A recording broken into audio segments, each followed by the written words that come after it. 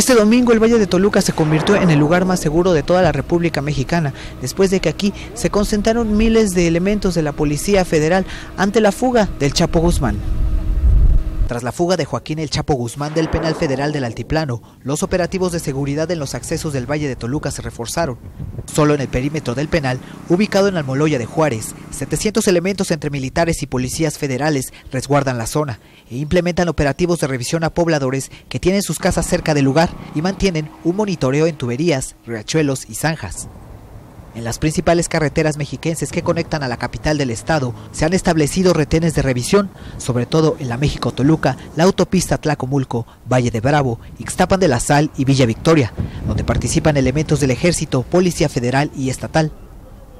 En tanto, en el aeropuerto de Toluca se suspendieron las operaciones de vuelos privados. Decenas de familiares de presos al interior del penal mostraban preocupación por no tener información de las personas al interior del inmueble.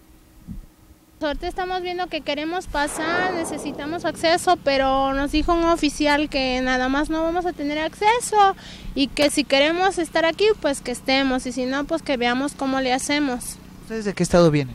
Yo vengo de Veracruz, de Coatzacoalcos. Lo único que exigimos es que queremos verlos, queremos saber cómo están, queremos saber si los están alimentando, queremos saber si están bien, queremos saber si no los han golpeado.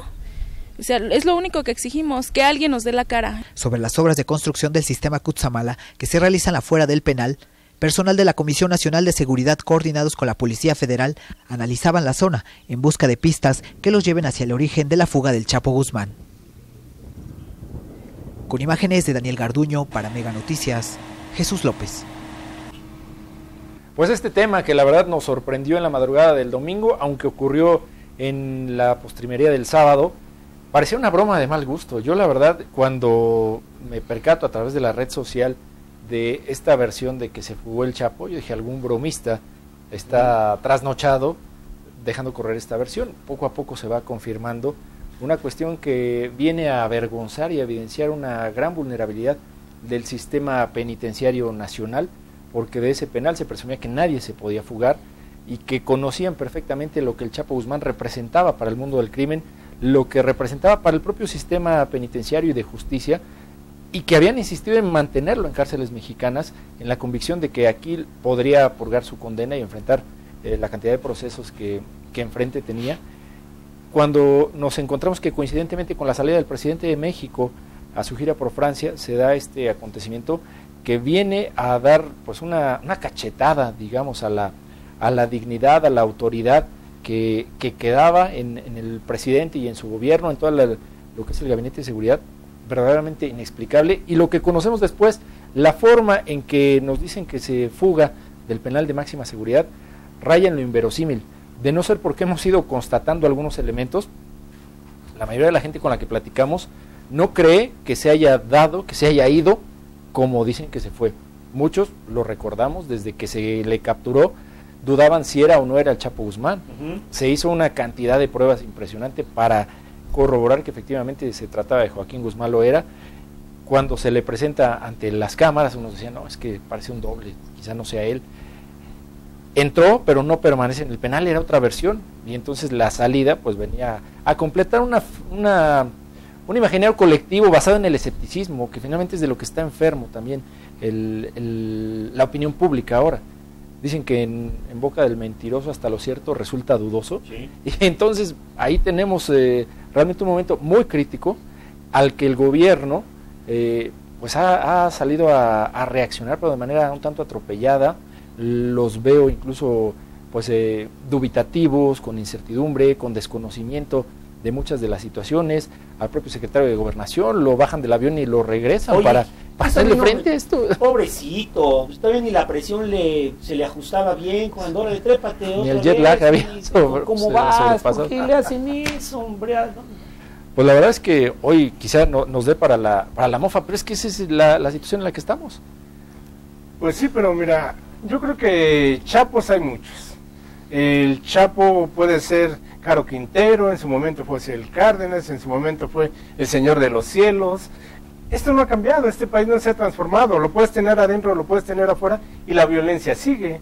La gente, en la encuesta que dio a conocer Mitowski apenas ayer, antier, dio ayer, y hoy dio otra, pues la gente dice la violencia va a seguir igual, no va a cambiar esto el camino, es más, es probable que aumente, pero tenemos al Chapo dentro y lo tenemos afuera, y el narcotráfico sigue produciendo 3,000 millones de dólares anualmente, los muertos siguen igual, las autoridades siguen igual, endebles ante la corrupción y ante todo lo que envuelve, porque si bien es cierto que el Chapo se escapó, pues alguien lo ayudó. Es increíble que con las medidas de seguridad que se han dado a conocer que tiene este penal, ya lo dio a conocer incluso el que lo construyó, ya se mofó de esta manera, la mayoría silenciosa va de la burla, de la ira, del descontento, a cualquier cosa ridícula de pensar qué es lo que verdaderamente sucedió. Tú has mencionado muchas cosas de desconfianza que tiene la población ante esta situación. El problema no es ese, el problema es ¿y ahora qué vamos a hacer?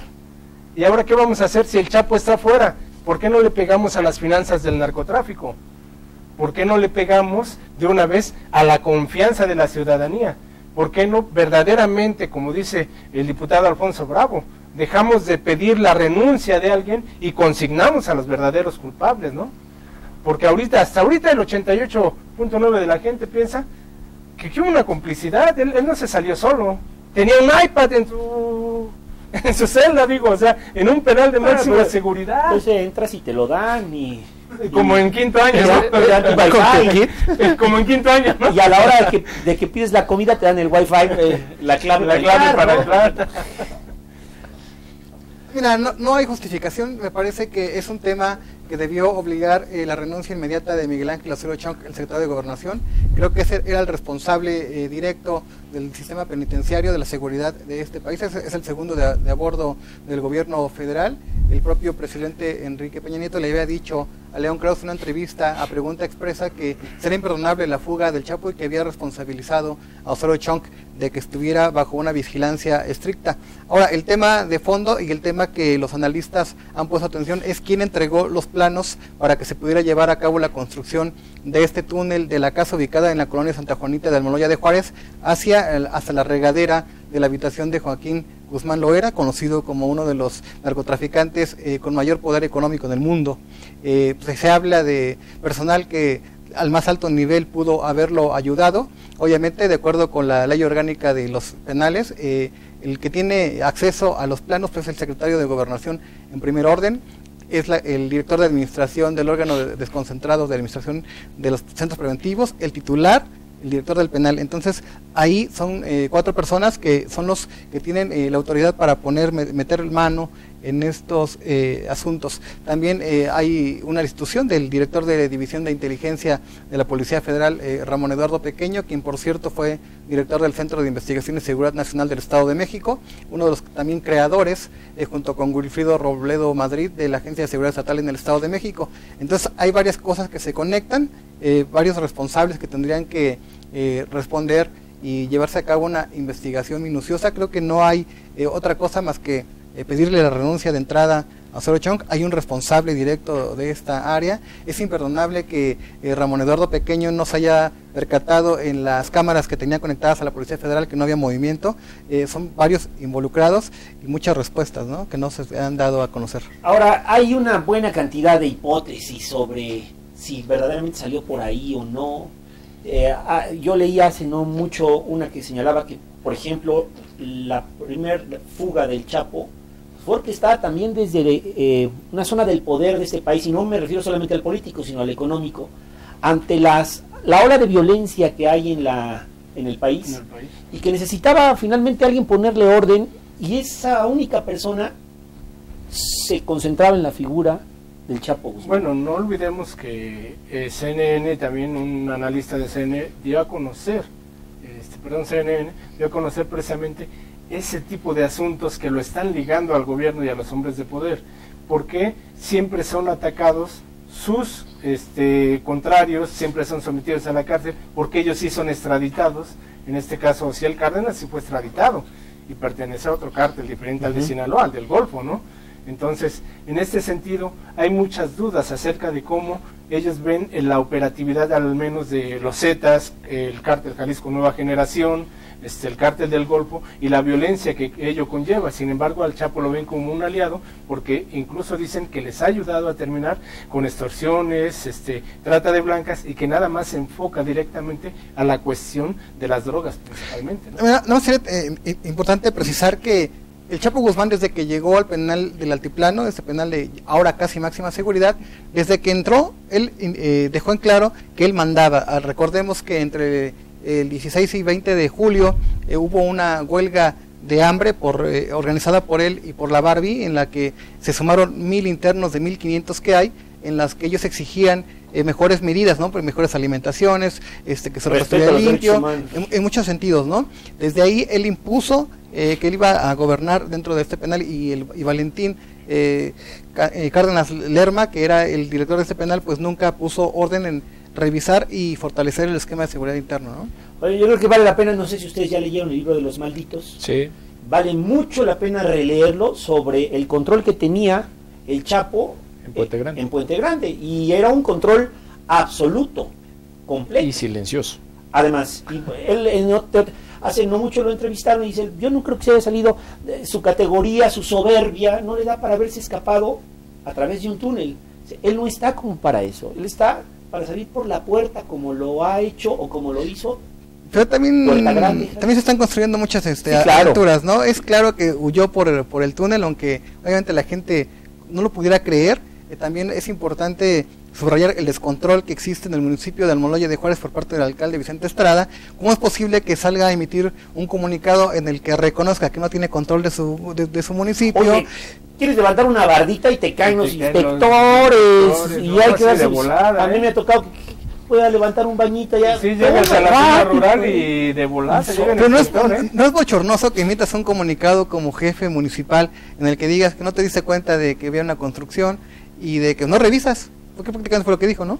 Bueno, lo que pasa también, no había que esperar mucho del presidente municipal de Almoloya para empezar, y enseguida nunca pensó que en el penal, que es zona federal y que es como un respiro, decir, bueno, pues ese es de la federación, es la bronca, sí. De repente le revienten las manos cuando un ejidatario vende un predio que al final es utilizado para orquestar la fuga de un capo de esta magnitud. Pero ni siquiera ha aparecido también el contrato de compraventa, ¿no? Por eso te digo, no lo esperaban, le reviente las manos, y nos da idea del desorden municipal que puede tener el municipio territorialmente de lo más grande del Estado de México. Claro, pero en esas zonas incluso los contratos de compraventa se llevan a cabo con los ejidatarios o los del comisariado ejidal. No es a través de la presidencia municipal. Pero si construyes, sí llegan. La construcción, claro, eso sí. Sí, si compras solamente el predio, ¿no? Pero si construyes, pero dice el alcalde que no le dio tiempo de revisar. No, bueno.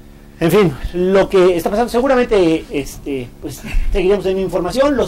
A mí me sorprende la facilidad que han tenido los medios de comunicación para ingresar, para tener acceso a... Yo no sé si en Estados Unidos sería tan sencillo en una investigación bajo el argumento de que es el hombre más peligroso, el enemigo número 1 del país, que tuvieran los medios acceso tan a carta cabal. Yo creo que pasan dos cosas. Parte de la estrategia y del manejo de la crisis de este tema es abrirlo para despejar muchas dudas y que deje de crecer el mito sobre la ficción que pudo ser el escape.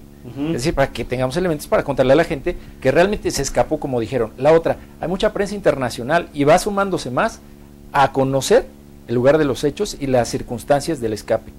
Y además con eso a callar muchas voces. Entonces, vamos a ver también, yo creo que algo que será definitorio es lo que mañana sucede en la comisión bicameral, porque los legisladores de oposición han estado con el dedo en la llaga sin creer en esto.